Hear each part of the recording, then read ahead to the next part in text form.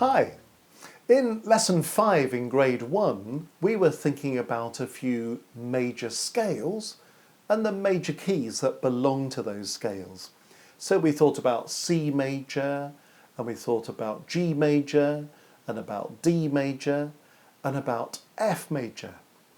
And again, it would be perhaps worth recapping on lesson 5 of grade 1, just to be sure that that all makes sense, before we venture onwards into the new keys that we need to know about for grade 2. So here are the new major keys that we're going to explore: A major, B flat major, and E flat major. Now, one way you can always be sure to get sorted on which sharps or flats you need in any particular scale is to remember the thing we learnt about before that says there's a pattern to major scales. It goes tone, tone, semitone, tone, tone, tone, semitone. So let's take our first key, which is A major, and we're going to try and construct it on that method. So here comes the stave, and here's a treble clef. And if it's A major, obviously I'm going to start on A. It doesn't really matter which A you start on, but it makes reasonable sense to start on this A here. If you wanted to start on A 2 ledger lines below the stave, that would be equally fine. I'm going to start on this A, and we're going to write out one of each letter until we come to the next A. So A, B, C, D, E, F, G, and in order to find the top note A, I need to use the first ledger line. So that gives me the notes of one octave of a scale of A major. Now, if we're going to apply this pattern to it, we might need to add some sharps or some flats to make the tones and semitones come in the right place. So let's have a think about this. We need a tone between those two notes. We need a tone between those two. We need a semitone between those two. A tone here, a tone there, a tone there, and a semitone to finish. So let's check this out. And we can do this with the help of the keyboard as well. If the first note is A, there's A, we need a tone between A and B. Now, if we look at the keyboard picture for a moment, you can see there's a black note in between. So that would be a semitone, that would be a semitone. So A to B must be a tone. So that's fine, isn't it? We have got a tone between A and B. Now, between B and C, there should also be a tone. Let's have a look. Here's B, and here's C. Now you can see we've got a little problem because there's no black note, is there, between B and C? So B to C is a semitone. Now we don't want to change the B, because if we change the B, that's going to muck up the tone we've already had. So you've always got to think about changing the second note, the higher note of the pair, in order to get this to work. So I've really got to ask myself now, well, if B to C is a semitone, what would be a tone above B that gives me C something? Well, if B to C is a semitone, then B to C sharp must be a tone. Do you see, I have to call it C sharp because this note has to be some kind of C. You could say, well, that note's D flat. Well, we don't want D anything, we want C something. So it's going to have to be C sharp. So B to C sharp is a tone. So let's put a sharp sign in front of that C, and we've got a C sharp giving us a tone. Now, between the C sharp we've just discovered and the next note D, we need a semitone. So here's C sharp, upper semitone, there's D. And you see there's nothing in between those two notes. That's definitely a semitone. So D is good.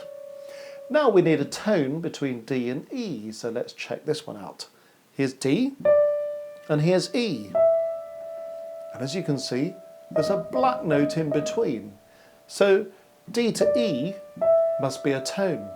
So that's good. The next pair, takes us from E to F. So here's E and here's F. And that should be a tone. Now, if you have a look at E to F, this is the other pair of white notes, other than B and C, where there's no black note in between. So E to F must be a semitone. Remember, we don't want to change E, because if we change E, we're going to muck it up, going backwards down the scale. So we've got to change the F.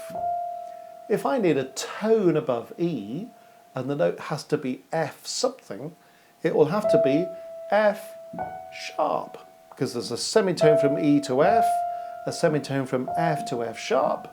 So E to F sharp is a tone. So, next move, I need to put a sharp sign in front of F. Now we're almost there, but after the F sharp we've now got, we need a tone. Let's see how we're looking. F sharp, going up to G. Now that's only a semitone, isn't it? There's nothing between F sharp and G. I don't want to change the F sharp. We've already dealt with F sharp anyway, so I need to be doing something to G. So what can I do to G to make sure that G something is a tone above F sharp? Well, the answer is to make it G sharp. F sharp to G is a semitone, G to G sharp is a semitone, so F sharp to G sharp is a tone. So let's make G a G sharp. And then I need a semitone between G sharp and A at the top. So let's check that one out. G sharp to A. Yes, that's a semitone. So that gives me a scale of A major, and hopefully you can now see that A major has 3 sharps in it, and you can see why we need them. If I play that scale of A with no sharps, it sounds like this.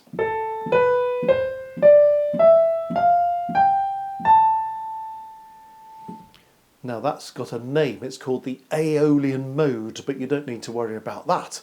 If we put the tones and semitones in the right place using C sharp, F sharp and G sharp, it starts to sound like a major scale.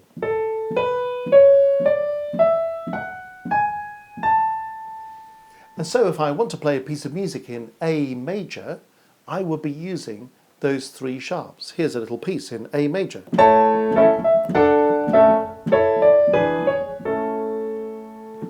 And that works because I'm using those 3 sharps.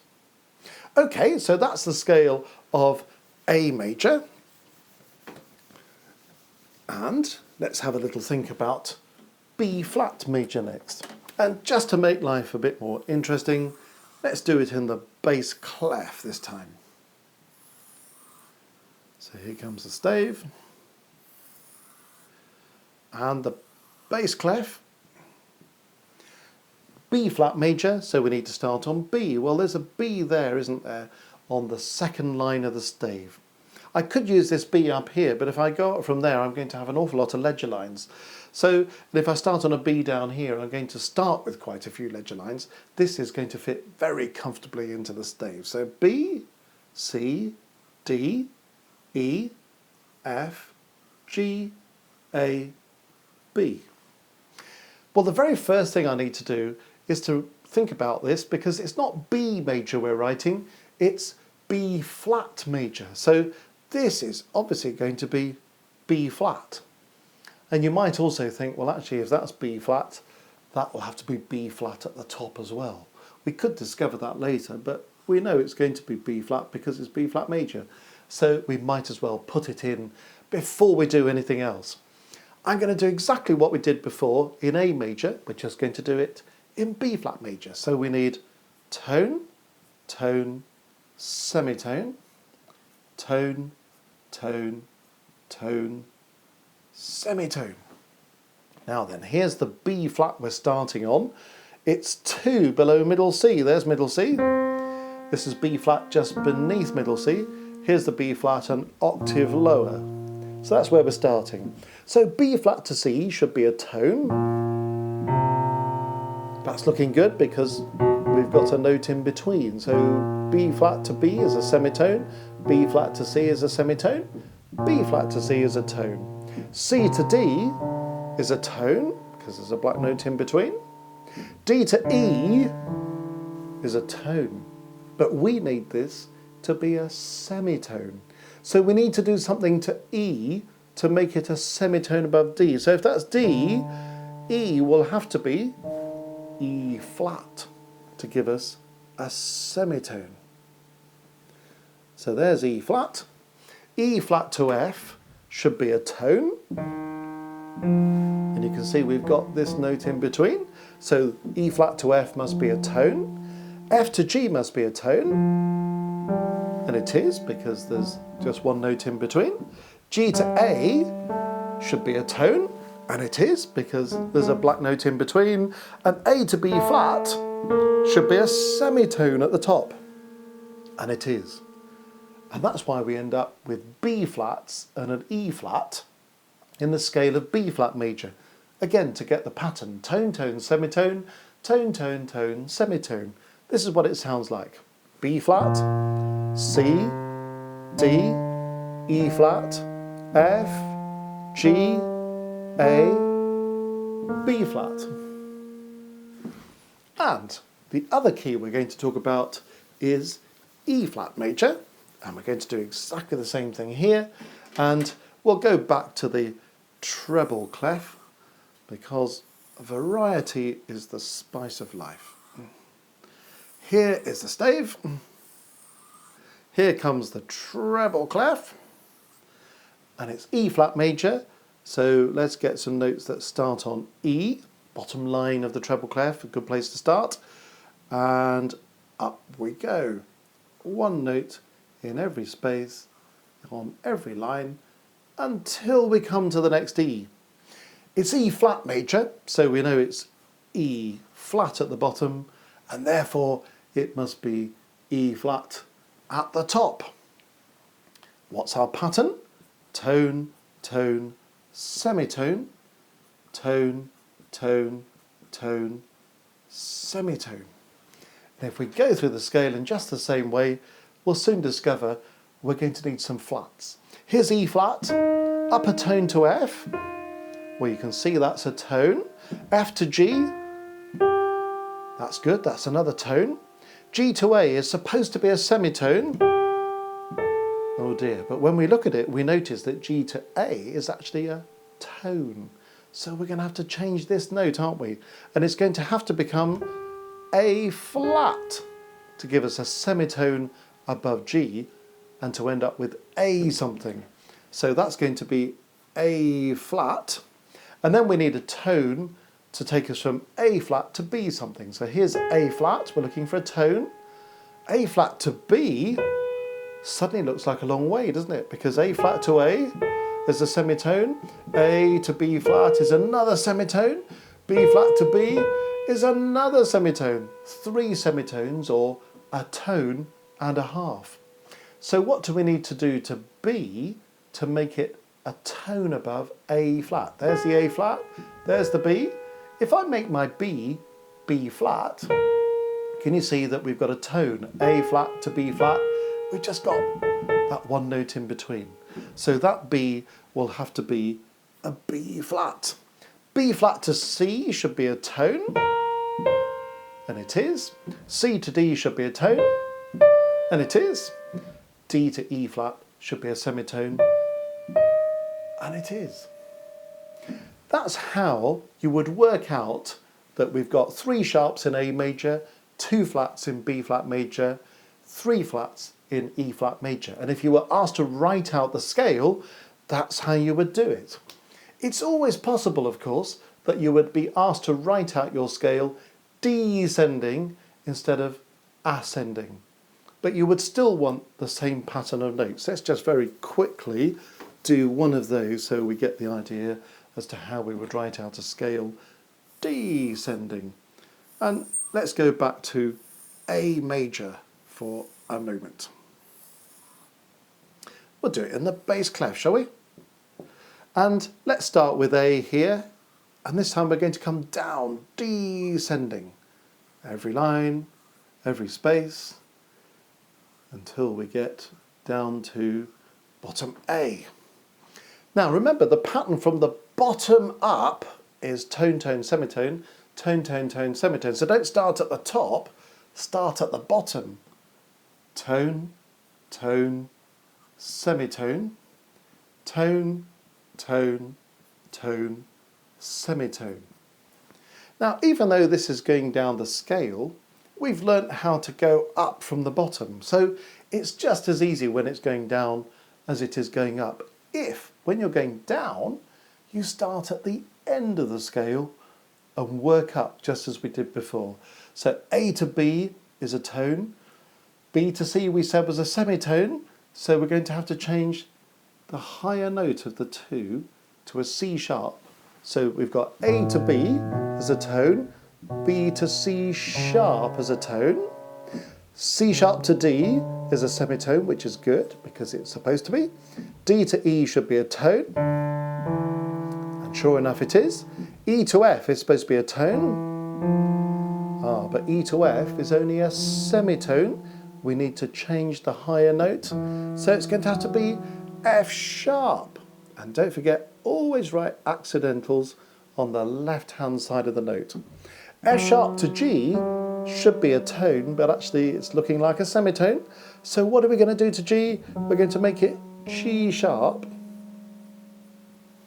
And there we have it. G sharp to A is the semitone at the top. So it just sounds like a descending scale.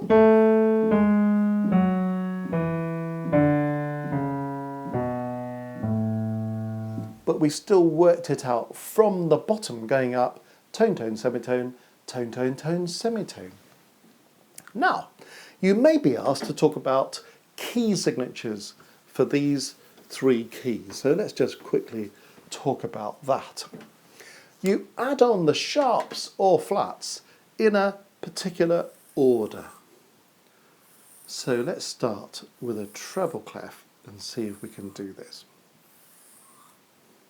There's the treble clef. Now, back in grade 1, we learnt that C major has got no sharps and no flats. We learnt that G major has got one sharp, and that one sharp is F sharp. So if you were writing a key signature for the scale of G major, or for a piece of music in G major, you would write F sharp because that's the very first sharp that appears. G major is the first scale that's got a sharp in it. It's got one sharp and it's F sharp. And in the treble clef, we always write it on the top line. We don't write it down here, we always write it on the top line.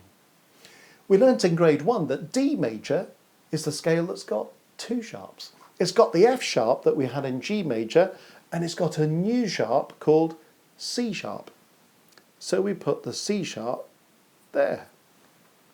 Now we've learnt today that A major ends up with three sharps, and you'll notice it's got the F sharp that we had from G major, and it's got the C sharp that we had from D major, and now it's got a new sharp for A major and it's G sharp. So we put that there. And you'll notice a little pattern is starting to develop, isn't it? That we start high, we go down, we come up, then we're going to go down. And we'll talk about what happens after that in later grades. But that's what the key signature would look like for A major. You must have these sharps in the right order because G major has one sharp, and that sharp is F sharp. D major has got two sharps, and they are the F sharp from G major plus the C sharp. And A major's got three sharps, the F sharp from G major, the C sharp from D major, and now the new sharp for A major, G sharp. So they must go in the right order, and that's where you have to put them on the treble clef stave. So in the bass clef, if we wanted to write the same key signature in the bass clef, it would look like this. We'd put the F sharp first, and it always goes on line 4. Then we put the C sharp, and following the same pattern, it comes down just as it did there. And then we put the G sharp up here, following the same pattern. So we start high, we go down, we come up, we go down. So that's what the key signature would look like for A major in the treble clef or the bass clef. You might be asked to write the scale of A major using a key signature instead of putting the sharps and flats in along the way. So you just plot all the notes and then you would use those key signatures depending on which clef you're in. When it comes to dealing with the flats, let's just think about the key signatures we need here. There's a stave, and in the treble clef, we learnt in F major for grade 1 that F major has B flat. So let's put that first, because that's the first scale that uses a flat. It just has one flat, F major. Today we've learnt that B flat major has got two flats. It's got B flat and it's got E flat. We put the E flat at the top there. And in the bass clef, you would write the key signature for B flat major like this, B flat on line 2, and you would go up for E flat. You mustn't put these flats or sharps in the wrong octave. There's a convention that we use. When it comes to E flat major, we discovered that we had B flat and E flat left over from the previous keys, and we've also got A flat. We started there, we went up, we come down for A flat. And we'll do the same thing in the bass clef. Start there, go up and come down for A flat. So 2 flats gives us the key signature for B flat major, 3 flats gives us the key signature for E flat major. And that's just telling us what we learnt when we were doing the scales. Now, in terms of triads for these keys, this works just the same as it did in grade 1, but we just had to think about these new keys. So if we want a tonic triad for A major, we could write the key signature for A major that we've just learnt to do, and then we would write A with the 3rd note above it and the 5th note above it. Or if you wanted to write it without a key signature, you'd write A, C sharp, because there's a sharp there, isn't there, and E. That's what it would look like with a key signature. If you wanted to write a tonic triad for B flat major, then you would have your key signature for B flat major, B flat, D and F. The 1st note, the 3rd note, the 5th note. And remember in grade 1 we learnt that these triads would either be 3 spaces next to each other or 3 lines next to each other. And the other thing you might be asked to do is to look at a piece of music and to say what the key is. And to do that, you'd look through the piece and you say, it's got B flats in it and it's got E flats in it, so it must be in B flat major. Or you'd look through and say it's got F sharps in it, it's got C sharps in it, it's got G sharps in it, so it must be in A major. So you would work out the key of a piece of music by relating it to the scales that we've just done. So there's quite a bit to take on board in that lesson, and do play it again if you just want to recap on that. But I hope all that makes perfect sense.